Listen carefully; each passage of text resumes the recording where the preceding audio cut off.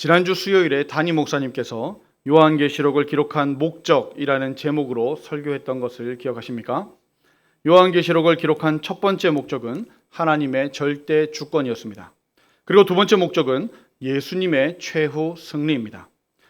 저는 오늘 그런 목적을 가진 요한계시록을 우리가 어떤 마음으로 받아야 하는지 이야기하려고 합니다. 그래서 먼저 드리고 싶은 말씀은 요한계시록은 묵시문학 또는 심지어 우리가 성경이라고 이해하기 전에 그리스도로 인해 박해와 핍박을 받은 초대 교회 성도들을 향한 위로와 격려가 담긴 사랑의 편지라는 것을 먼저 말씀드리고자 합니다. 오늘 제가 본문으로 삼은 것은 소아시아 7교회에 보낸 예언적 메시지 가운데 마지막 메시지인 라오디게아 교회에 보내는 말씀입니다. 다시 말하자면 7개 중에 하나라는 겁니다. 에베소, 서머나, 버가모, 두아디라, 사데, 빌라델비아 이렇게 앞에 교회들을 잠시 살펴보면 이렇습니다. 먼저 서머나와 빌라델비아 교회는 책망을 하나도 받지 않고 칭찬만 받은 교회입니다. 주님께서는 서머나 교회에 대해서 가난하나 부요한 교회, 빌라델비아 교회에 대해서는 연약하지만 충성스러운 교회라고 칭찬하셨습니다. 반면 사데와 라오디게아 교회는 칭찬은 하나도 받지 않고 책망만 받은 교회입니다. 주님께서는 사대 교회에 대해서 살았다는 이름만 가진 교회라며 행함이 없는 믿음을 책망하셨고, 오늘 라오디게아 교회에 대해서는 부요하나 가난한 교회라며 미지근한 신앙을 책망하셨습니다. 한편 에베소 교회는 정통 신앙을 지키는 것에는 열심이었지만 사랑을 상실한 교회라고 했습니다. 그리고 버가모 교회는 고난과 순교의 위기에서 믿음을 굳게 지켜 칭찬을 받았으면서 또 한편으로는 발람과 니골라당의 우상을 섬기는 이들이 있어서 책망을 받기도 했습니다. 오늘 살펴본 라오디게아 교회의 특징은 부요하나 가난하다라는, 부요한 것처럼 보이지만 가난한 교회라는 것입니다. 사람들이 보기에는 교인 수도 많고 재정도 많아서 부요해 보이지만 내면을 보시는 하나님이 보시기에는 성도들의 믿음이 형편이 없는 가난한 교회라는 겁니다. 그래서 라오디게아 교회는 사대 교회와 함께 칭찬은 하나도 받지 못하고 책망만 받았습니다. 이러한 라오디게아 교회는 세상을 따라 인기를 누리며 물질적 부를 누리는 세속화된 교회를 의미한다고 할 수 있겠습니다. 소아시아 7교회는 오늘날 튀르키예, 예전에 우리가 터키라고 불렀던 그 나라의 서쪽 지역에 있습니다. 한번 사진을 한번 보시겠습니까?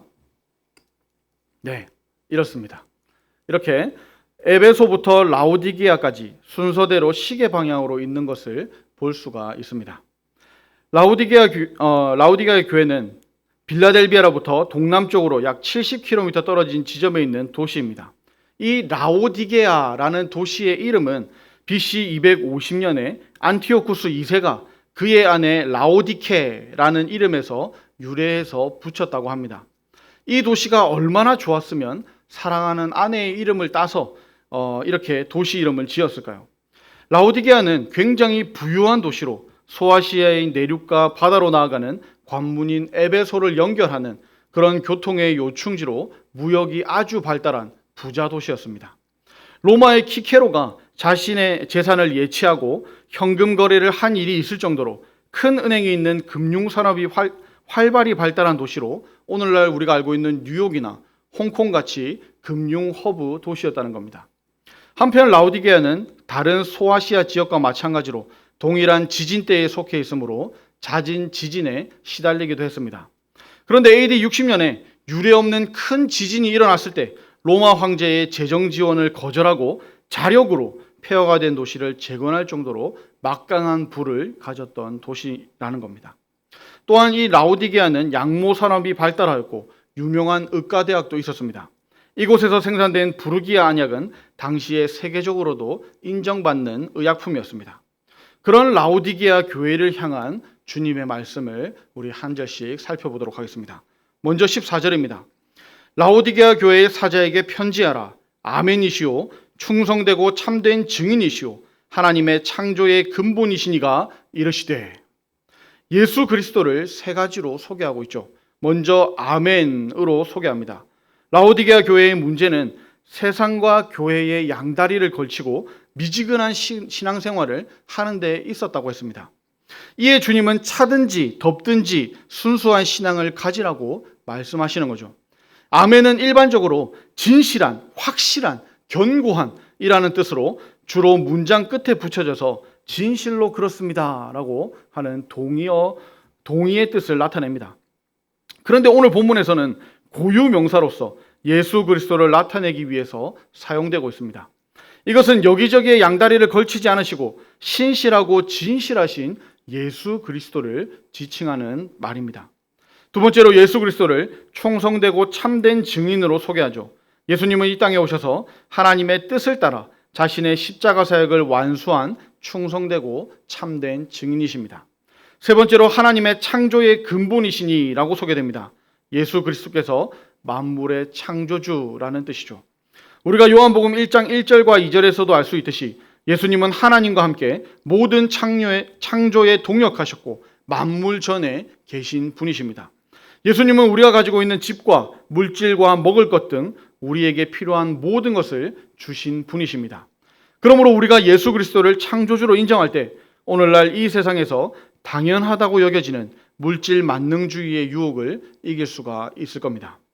이어서 15절부터 19절은 라오디게아 교회를 향한 그리스도의 책망과 권면입니다. 먼저 15절입니다. 내가 내 행위를 아노니 내가 차지도 아니하고 뜨겁지도 아니하도다. 내가 차든지 뜨겁든지 하기를 원하노라. 15절을 이해하기 위해서는 라오디게아의 이 지역적 특성을 이해할 필요가 있습니다. 라오디게아의 북쪽 약 11km 정도의 히에라볼리에 뜨거운 온천수가 있습니다. 그리고 라오디게아의 동쪽 약 16km 정도에 위치한 골로새에서는 차가운 이 우물물이 있었습니다. 앞에서 라오디게아의 장점들을 쭉 설명했었는데요.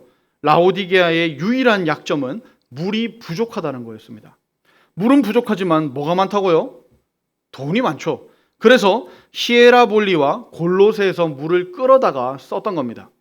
히에라볼리에 솟아난 온천수는 처음에는 매우 뜨겁지만 수로를 통해 흐르는 동안 미지근해집니다. 마찬가지로 골로새에서 솟아난 시원한 생수는 약수물처럼 아주 차갑지만 오는 동안에 미지근해집니다. 라오디게아 사람이라면 누구나 잘 알고 있는 이러한 현상을 염두에 두고 라오디게아 교회가 보여주고 있는 신앙의 태도를 지적하고 있는 겁니다. 그들은 자신들이 누리는 풍부한 물질로 인해서 태만하기 그지없는 신앙생활을 했다는 겁니다. 더 큰 문제는 그들의 태도가 완전하게 세속적이지도 않았다는 데 있습니다. 누가 봐도 멀쩡한 신앙인, 딱 뭐라 할 수 없는 괜찮은 신앙인, 할 만큼은 하는 신앙인들이었다는 겁니다. 그런데 성경에서는 이러한 어정쩡한 태도를 잘했다고 말씀하지 않습니다. 16절도 보실까요? 16절은 15절에 대한 결과입니다. 내가 이같이 미지근하여 뜨겁지도 아니하고 차지도 아니하니 내 입에서 너를 토하여 버리리라. 즉 차지도 뜨겁지도 아니한 자를 주님이 어떻게 하실 것인가에 대한 말씀이죠. 여기서 미지근하여는 열심이 없는 이라는 의미이기도 합니다. 다시 말해서 신앙에 있어서 결코 회색지대나 중간지대가 존재하지 않는다는 겁니다. 이것이냐 저것이냐 중에서 양자택일만 있을 뿐입니다. 예수님도 마태복음 6장 24절에 이렇게 말씀하셨죠. 한 사람이 두 주인을 섬기지 못할 것이니 혹 이를 미워하고 저를 사랑하거나 혹 이를 중히 여기고 저를 경히 여김이라. 너희가 하나님과 재물을 겸하여 섬기지 못하느니라. 아멘. 그러나 당시 라오디게아 교회는 신앙의 회색지대에 머물러 있었고 이것을 주님께서 책망하시는 겁니다. 당시 라오디게아 지역에 흐르던 물은 히에라볼리에서 끌어다 쓰는 식어버린 온천수였습니다. 그것도 석회수로를 통과해서 오며 석회석이 많이 섞인 것이었습니다.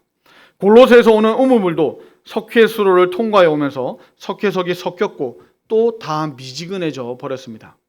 누구든 이렇게 미지근하고 불순물이 많이 섞인 물을 마시게 되면 입에서 그 물을 토해버릴 수밖에 없을 겁니다. 라오디게아 교회가 이 불순물이 섞인 물과도 같았다는 책망의 말씀입니다. 그래서 주님께서는 내 입에서 너를 토하여 버리리라 라고 말씀하신 겁니다. 어떤 점이 그런지 17절에서 계속 말씀하십니다. 내가 말하기를 나는 부자라 부요하여 부족한 것이 없다 하나 내 곤고한 것과 가련한 것과 가난한 것과 눈먼 것과 벌거벗은 것을 알지 못하는도다.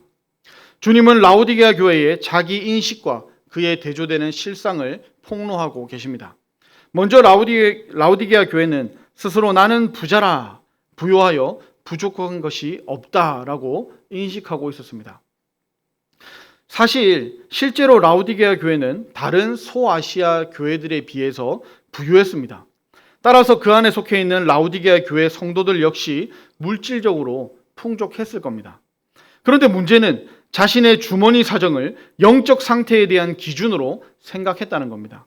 자기가 부유하기 때문에 교회에 헌금을 많이 해서 자기는 신앙생활의 의무를 다 했다고 생각했던 걸까요? 라오디게아 교회에는 물질적으로 부유했을지는 몰라도 영적으로는 심각한 가난에 빠져 있었습니다. 그리고 더 큰 문제는 그러한 영적인 가난함에 대해서 자신들은 전혀 무지했다는 겁니다. 이것이 가장 큰 문제입니다. 스스로는 부유하고 부족한 것이 없다고 평가했지만 주님의 평가는 처참했습니다.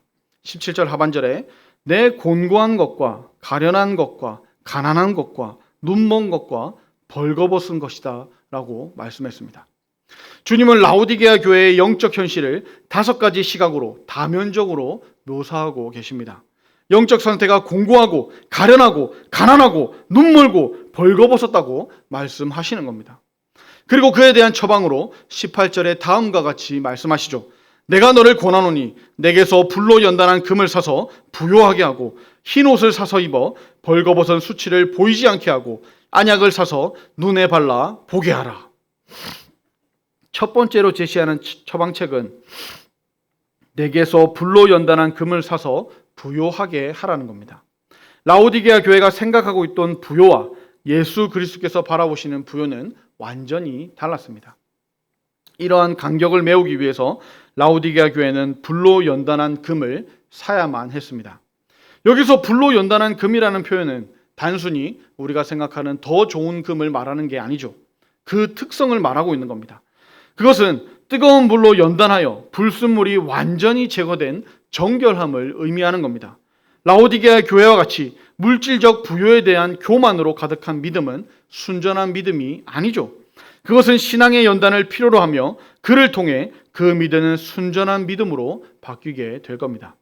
우리도 편안한 생활, 안정적인 환경을 원하지만 사실 신앙생활은 편안한 생활에서 뜨거워지지 않습니다. 고난과 역경 가운데 신앙이 성장하고 더욱 강해집니다. 성경의 많은 믿음의 선배들도 평안할 때가 아니라 그렇지 못할 때 그 큰 믿음을 우리에게 보여주었습니다. 라오디게아 교회나 우리도 마찬가지입니다. 불로 연단한 정결한 금 같은 믿음으로 우리는 부요해져야 합니다. 두 번째 처방은 흰 옷을 사서 입어 벌거벗은 수치를 보이지 않게 하라는 거였습니다. 17절에서 벌거벗은 것을 알지 못하는 도다가 영혼의 의사이신 예수님의 진단이고 그에 대한 처방입니다. 이것은 당시 라오디게아가 양모의 명산지였음을 배경으로 한 교훈이죠. 라오디게아는 양모의 명산지로서 그곳 사람들이 입고 다니는 의복은 화려하고 고급스러웠습니다. 아마도 라오디게아 교인들도 교회에 모일 때마다 그 멋진 의복들을 입고 왔을 겁니다. 그런데 그들은 멋진 육신의 의복은 걸쳤을지는 몰라도 그리스도인으로서 반드시 갖춰야 할 의복은 입지 않았던 겁니다. 쉽게 이야기해서 자신들은 모르지만 영적인 눈으로 볼 때는 완전히 벌거벗고 다닌 것과 같았다는 겁니다. 주님께서는 라오디게아 교회가 입어야 할 옷이 흰 옷이라고 말씀하십니다. 벌거벗은 사람이 다른 사람들로부터 말할 수 없는 치욕을 당하듯이 종말론적인 하나님 나라에서는 영적으로 벌거벗은 자들이 수치를 당하여 그곳에 들어오지 못할 결과를 맞이하게 될 겁니다. 라오디게아 교회는 죄의 더러움을 가리는 그리스도의 보혈로 인한 칭의를 가리키는 흰 옷을 사서 입어서 영적인 수치를 보이지 않게 해야 했습니다. 성도가 믿음을 가지고 살 수 있고 또 믿음으로 입을 수 있는 옷은 그리스도의 보혈로 깨끗해진 흰 옷입니다. 의의 옷입니다. 세 번째 처방은 안약을 사서 눈에 발라서 보게 하라입니다. 이것은 앞에서도 잠깐 설명했듯이 당시 세계적으로 유명했던 라오디게아의 부르기아 안약을 배경으로 한 교훈입니다. 라오디게아 교회가 지닌 가장 근원적인 영혼의 질병은 자신들의 영적 처지에 대해서 무감각했다는 겁니다. 그러므로 그들에게 있어서 영적 소견됨을 치료할 안약은 필수적이었습니다. 우리는 주님께서 주시는 안약인 성령의 은사를 받아서 영적인 일들을 분별할 수 있도록 노력해야 합니다. 19절도 우리 보겠습니다. 물은 내가 사랑하는 자를 책망하여 징계하노니 그러므로 내가 열심을 내라 회개하라. 지금까지 주님은 이 앞에 7교회, 그 앞에 6교회를 책망했던 것보다 더 신랄하게 라오디게아 교회를 향해서 책망하셨음에도 불구하고 그들을 사랑하는 자다라고 부르고 있습니다. 왜냐하면 주님은 한 번 택하신 자기 백성을 결코 포기하시지 않는데 이것을 신학자 칼빈은 성도의 견인이라고 말했습니다. 견인차가 뒤에 차를 끌고 가듯이 하나님께서 성도된 우리를 끌고 가시는 겁니다. 차가 완전히 박살나고 고장이 나도 견인차가 끌고 가면 끌고 가지지 않습니까? 그것처럼 성도가 아무리 부족해도 이 라오디게아 교회 사람들처럼 눈이 멀고 아주 부끄러운 줄도 모르고 홀딱 벗은 상태로 다니는 줄도 모르는 그 사람들도 하나님께서 견인하여 끌고 가신다는 겁니다. 하나님은 우리의 아버지이십니다. 그러므로 자식이 잘못된 길을 갈 때 책망하는 것은 당연한 것이죠. 그래서 신명기 8장 5절에도 너는 사람이 그 아들을 징계한 같이 내 하나님 여호와께서 너를 징계하시는 줄 마음에 생각하라 라고 기록하고 있습니다. 만약 잘못해도 책망받지 않는다면 이미 사랑하는 관계가 아닙니다. 책망을 거부하십니까? 그렇다면 사랑을 거부하는 것과 같습니다. 책망도 징계도 사랑으로 받으시기를 바랍니다. 20절부터 22절은 라오디게아 교회를 포함한 앞에 7교회와 또한 그때부터 지금까지 그리고 앞으로도 있을 모든 교회를 향한 예수님의 약속 및 성령님의 인도를 받으라는 권면입니다. 먼저 20절을 볼까요? 볼지어다 내가 문 밖에 서서 두드리노니 누구든지 내 음성을 듣고 문을 열면 내가 그에게로 들어가 그와 더불어 먹고 그는 나와 더불어 먹으리라. 많은 사람이 이 말씀을 새신자 전도 초청 시에 사용하는 구절로 알고 있습니다만 사실은 아니죠. 왜냐하면 이 말씀은 교회 성도들에게 하신 말씀이기 때문입니다. 그리고 이들은 이미 신앙생활을 한 지 한참 된 교인들에게 하신 말씀입니다. 이 말씀은 라오디게아 교회 성도들처럼 주님과 세상의 양다리를 걸친 세상적인 교인들에게 이제는 너희의 마음 문을 열고 그 안에 주님만 주인으로 모시라는 말씀입니다. 이제까지는 너희의 마음에 어둠과 세상의 정욕이 주인이었다면 이제는 빛 대신 예수 그리스도를 주인으로 모셔서 너희 마음속에 어둠과 미움과 시기와 질병과 정욕을 모두 버리고 주님이 주시는 사랑과 능력과 위로와 평안으로 가득 채우라는 말씀입니다. 예수님께서 우리 마음 문 밖에서 서서 두드리고 계신다고 말씀합니다. 한 번 두드리고 그치는 것이 아니라 계속해서 두드리십니다. 그리고 마음 문을 여는 자마다 예수님과 더불어 먹는다고 했는데 이것은 그리스도와 더불어 긴밀한 영적 교제를 나누는 것을 뜻합니다. 예수님을 멀리서 지나가는 연예인 보듯이 보는 것과 함께 식사를 나누며 교제하는 것은 차원이 다르죠. 아직도 예수님을 멀리서 보는 정도로 만족하는 분이 있다면 이제는 예수님과 더불어 먹고 마시고 교제하시기를 축복합니다. 21절과 22절은 예수님의 말씀 그대로 받도록 하겠습니다. 우리 아멘으로 화답했으면 좋겠습니다. 이기는 그에게는 내가 내 보좌와 함께 앉게 하여 주기를 내가 이기고 아버지 보좌에 함께 앉은 것과 같이 하리라. 귀 있는 자는 성령이 교회들에게 하시는 말씀을 들을지어다. 아멘. 오늘 말씀을 정리하겠습니다. 주님은 라오디게아 교회를 향하여서 하신 말씀과 동일하게 오늘날 우리에게도 차든지 뜨겁든지 하기를 원한다고 말씀하십니다. 우리가 살아가는 오늘날 이 시대는 물질 만능주의가 지배하는 시대입니다. 돈이 지배하는 시대라는 거죠. 그리고 그러한 물질 만능주의는 교회 안까지 들어와서 실제로 하나님과 물질 사이에 서서 적당히 신앙생활을 하게 만들고 있습니다. 주일 성수 못해도 헌금 많이 하겠다. 예배 참석 못하고 행사 같이 못하고 봉사 못해도 어쩔 수 없다. 내 인생의 교회가 아니더라도 다른 할 일이 많고 내가 하고 싶은 일이 많다. 내가 이 정도 하면 됐다. 그러다가 심지어는 헌금도 내 선에서 적당히 하겠다 하며 자신의 신앙생활을 적당히 재단합니다. 그런 시대에 우리는 라오디게아에게 주시는 말씀을 통해서 우리의 신앙생활을 점검해 볼 필요가 있습니다. 열심을 내서 회개하고 주님을 향한 사랑으로 뜨거워져야 합니다. 그래야 할 때 우리는 주님과 함께 영광스러운 보좌에 앉게 될 겁니다. 성령이 교회들에게 하시는 말씀을 들을 귀가 있는 저와 여러분들이 되기를 축복합니다. 우리 함께 찬송가 217장을 찬양하도록 하겠습니다.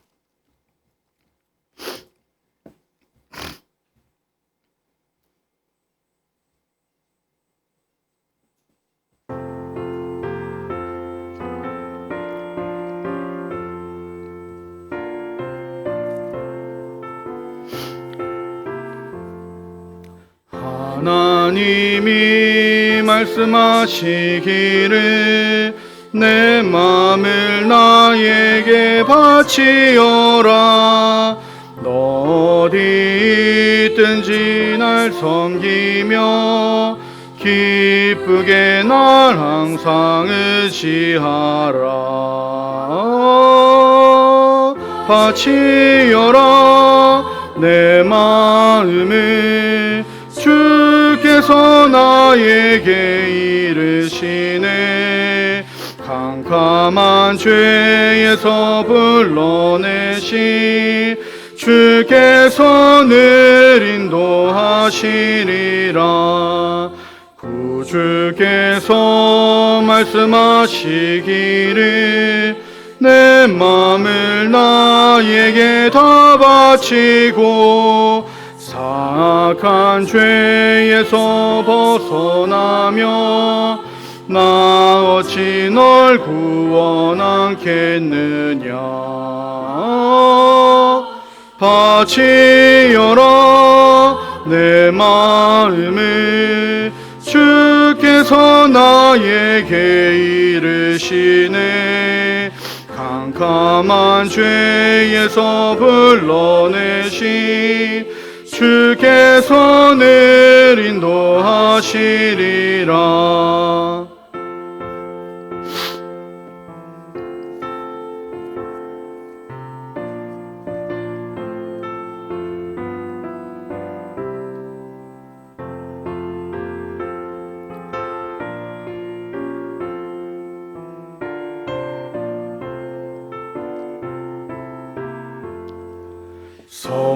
성령께서 말씀하시기를 가진 바 모든 것 다 맡기고 내 맘도 기쁘게 바치어라.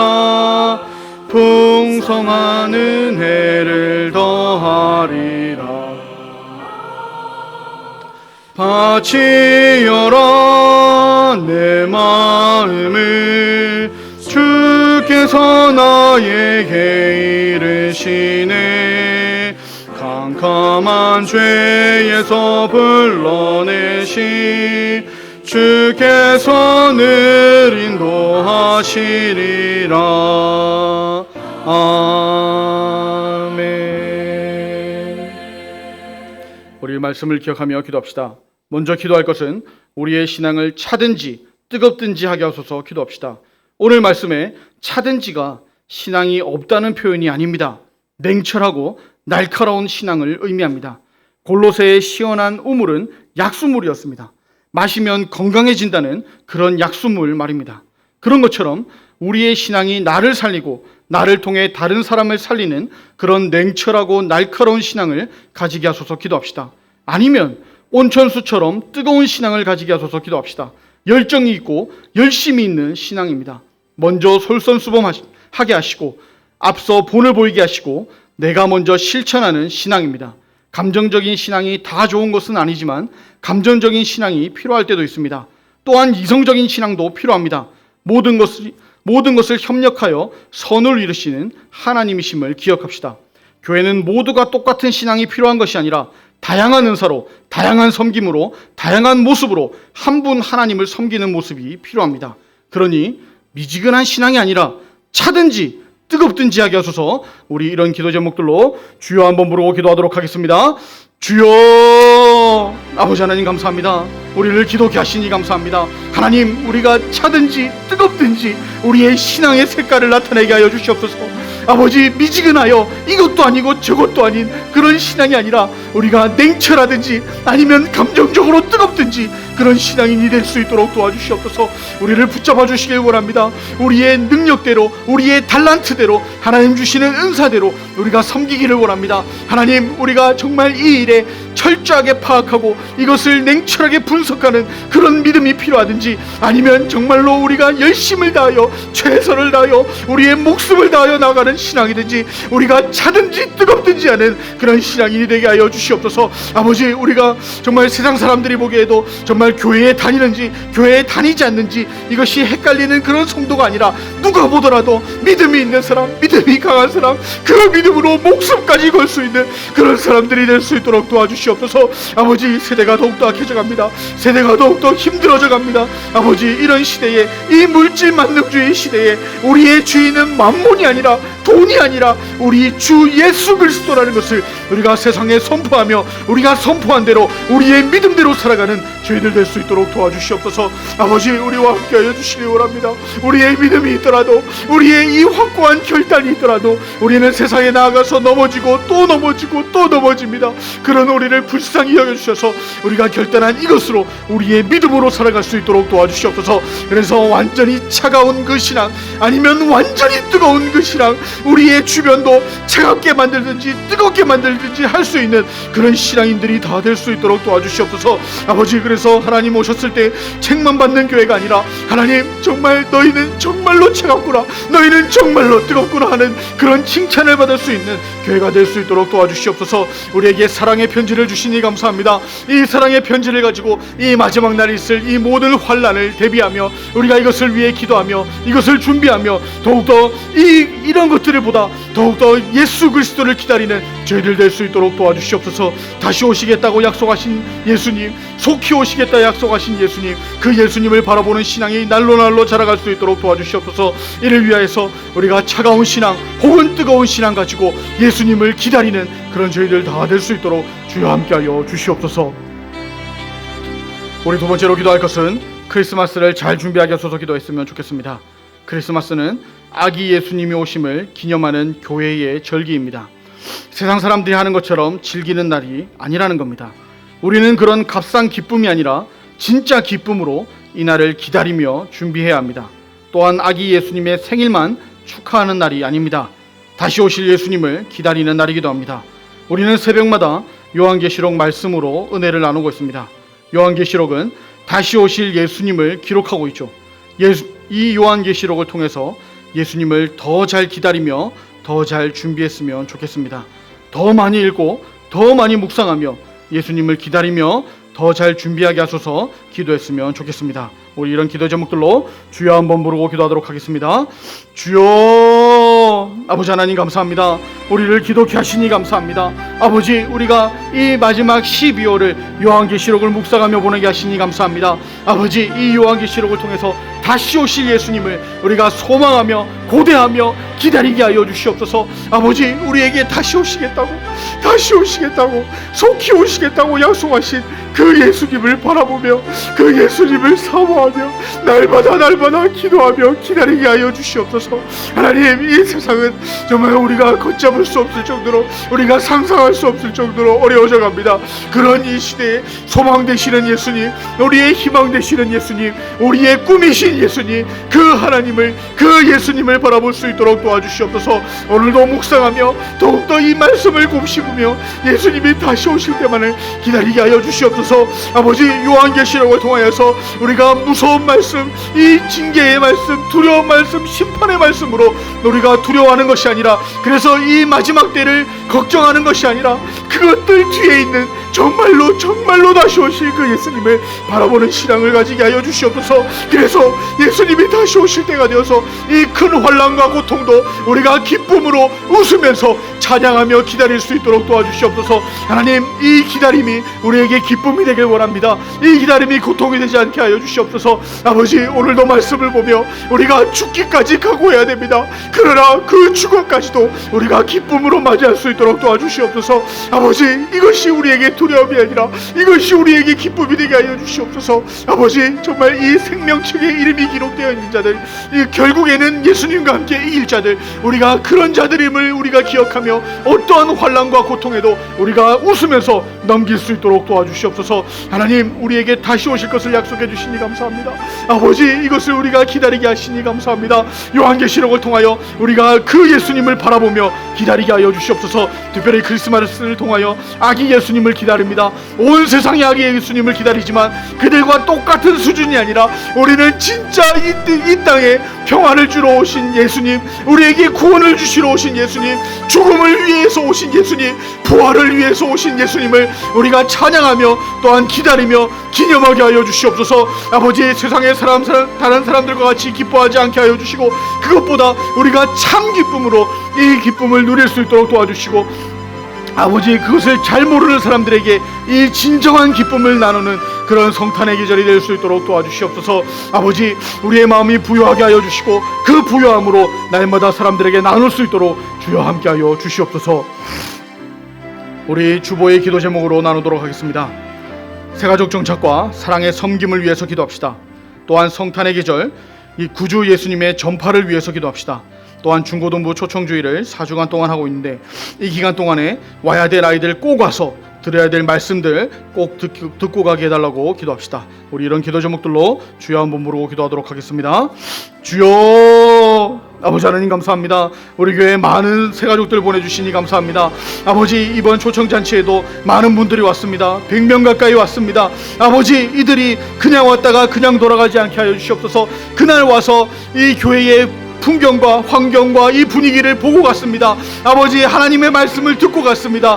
그 말씀들이 기억나게 하여 주시고 그들의 인생에 정말 필요한 순간에 그 말씀들이 떠오르며 하나님이 기억나게 하여 주시옵소서. 그래서 하나님, 그들이 기도의 자리로 나오게 하여 주시고 그들이 하나님을 찾게 하여 주시고 그들이 하나님을 찾을 때 하나님 그들에게 응답하여 주셔서 하나님의 살아계시다는 것과 하나님께서 우리의 기도를 들으신다는 것과 하나님의 능력이 많으시다는 것과 하나님께서 지금도 우리의 왕이시 라는 사실을 깨닫게 하여 주시옵소서. 또한 우리가 그들을 보았습니다. 그들을 위해 기도할 뿐만이 아니라 그들을 위해 사랑의 섬김이 있게 하여 주시옵소서. 그들에게 연락하게 하여 주시고 그들에게 인사하게 하여 주시고 그들에게 안부를 묻게 하여 주시고 그들에게 사랑을 나눌 수 있도록 주님, 우리의 마음을 만져주시옵소서. 또한 성탄의 계절입니다. 아버지, 우리가 이 성탄의 계절에 우리 교회만 또 잔치를 벌일 뿐만이 아니라 우리가 우리의 교회의 담을 넘어서 정말 이 우리의 구세주로 오신 예수님을 전하는 계절이 될 수 있도록 도와주시옵소서. 아버지, 복음으로 오신 예수님, 그 예수님을 전하는 복음 전달자가 되게 하여 주시고 정말 아직도 이 크리스마스의 의미를 잘 모르는 사람들, 예수님이 왜 이 땅에 오셨는지를 모르는 사람들에게 예수님께서 우리를 구원하시기 위해서, 우리의 죄를 사시기 위해서, 우리를 위해서 십자가에 달리시기 위해서 오셨다는 사실을 우리가 전하는 날이 될 수 있도록 도와주시옵소서. 그래서 우리가 그냥 빨간 날이 아니라, 그래서 그냥 국경일이 아니라 정말 이 날은 모든 세상 사람들이, 이 날을 아는 모든 사람들이 하나님을 감사하며 예수님을 기뻐하는 날이 되노라고 우리가 이 날의 의미를 잘 설명할 수 있도록 도와주시옵소서. 또한 중고등부 초청잔치를 하고 있습니다. 아버지, 이를 위해서 교사들 많이 기도하고 있습니다. 아버지, 왔다가 안 오는 친구들, 장기 결석자들, 또한 정말 이 친구들, 이름을 적어낸 친구들, 그들을 위해서 기도하고 있습니다. 주님, 이 영혼들을 불쌍히 여겨주셔서 이 크리스마스가 있는 이 12월의 계절에 정말 한 번이라도 교회에 나와서 정말 하나님의 말씀을 듣게 하여 주시옵소서. 그들이 꼭 필요한 말씀, 정말 이 인생의 답이 되시고 이 인생에 꼭 필요하신 예수 그리스도를 얻어갈 수 있는 그런 귀한 시간 될 수 있도록 도와주시옵소서. 이를 위해서 기도하는 교사 선생님들을 기억하여 주시고 그들의 기도를 들어주시고 아버지, 그 기도가 땅에 떨어지지 않도록 하나님 들어주시옵소서. 온 교회가 함께 기도합니다. 이 기도의 제목들을 하나님께서 들어주시고 이 기도에 응답하여 주셔서 아버지, 정말 다음 세대가, 교회 학교가 살아나는 교회가 될 수 있도록 주여 역사하여 주시옵소서. 아버지 하나님, 그 사랑에 감사와 찬양을 올려드립니다. 오늘도 우리의 기도를 들어주시니 또한 감사를 드립니다. 우리를 사랑하셔서 예수님을 통하여 그리고 사도 요한을 통하여 사랑의 편지를 주심을 감사드립니다. 이 편지를 통하여 하나님의 절대 주권과 예수님의 최후 승리를 확인하며 예수님의 재림, 즉 마지막 날 심판을 기쁨으로 기대하게 하여 주시옵소서. 이외에도 우리가 많은 기도를 올렸습니다. 그리고 우리의 개인적인 기도도 주님께서 다 알고 계십니다. 우리가 하나님을 찾을 때, 또 하나님을 부를 때 우리의 기도에 응답하여 주옵소서. 곧 다시 오시겠다 약속하셔서 우리가 기다리고 간절히 기다리는 예수 그리스도의 이름으로 기도합니다. 아멘.